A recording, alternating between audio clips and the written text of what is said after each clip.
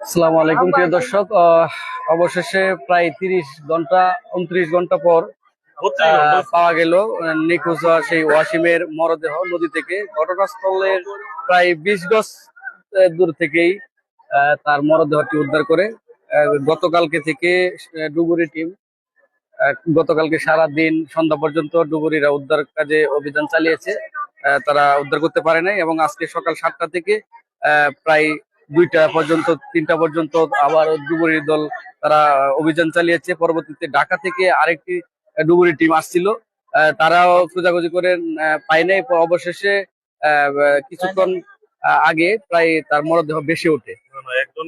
আচ্ছা, আমরা একজন কথা বলবো যারা কিভাবে কিভাবে ওই একজন একজন একজনে গিয়া আপনার তোমার ওই যে একটা ব্লাডি দিয়া ফার দিছে আর কি, ওই যে একটা বাঁশ দিয়া, বাঁশ দেওয়ার পরে একটা বাজছে, বাজার পরে আর একটা নাও লইয়া এটা লারা টারা দিছে পরে ওই যে বাঁশ দেয়া নিচের দিকে না কচুরি বানানো একজন যেন মারা মানে যেন ডুবছে ঠিক এই জায়গা থেকে আর কি এটা বাড়ছে।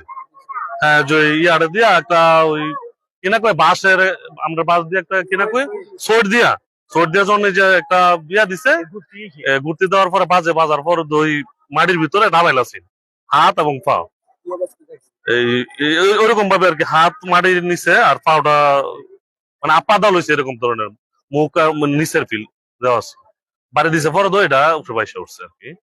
শেষ পর্যন্ত এরকম পরে আমরা ওই যে একটা নাও গিয়া উদ্ধার করে পরে তো আমরা নিয়ে আসি আর পানির নিচে তো উঠাইছে। না চিহ্ন মানুষের তো দেখা গেছে পানি খাওয়া পেট ফুলা যায়। আসলে ওয়াসিমের আমি দেখলাম পেটের মধ্যে কোনো সমস্যা নেই, পানি হয়ে গেছে না, পেট ফুলাও না, শুধু চোখ দিয়া উঠানোর পরে চোখ দিয়া আর মুখ দিয়ে একটু রক্ত বের হয়েছে এরকম। হ্যাঁ, এরকম দেখা গেছিল। না বডি এখনো ফুলে নেই, বডি অক্ষম অবস্থায় আছে। উদ্ধার হয়েছে সর্বোচ্চ আধা ঘন্টা কি আধা ঘন্টা 35 মিনিটের মতো হইব। দর্শক, আমরা আছি তার বাড়িতে। আমরা এই মুহূর্তে দেখছি যে আত্মীয় স্বজন এবং পাড়াপড়শি যারা আছে সবাই কিন্তু তারা শোকের মাতম হয়ে গেছে। আসলে এই অল্প বয়সে একটি ছেলে এভাবে চলে যাবে এটা কারো প্রত্যাশা না। সবাই কিন্তু মর্মাহত এবং আশেপাশে যে পুরা এলাকা জুড়ে কিন্তু একদম স্বজনদের কান্নায় বাড়ি হয়ে উঠেছে পুরা এলাকা। আমরা সেই দৃশ্য কিন্তু লক্ষ্য করছি। তার মরদেহটি এখানে বাড়িতে নিয়ে আসা হয়েছে এবং এই খবর শুনে বিভিন্ন জায়গা থেকে আশেপাশে কয়েকটি গ্রামে থেকে মানুষজন তার বাড়িতে ছুটে আসছে। আমরা সেই দৃশ্য কিন্তু দেখা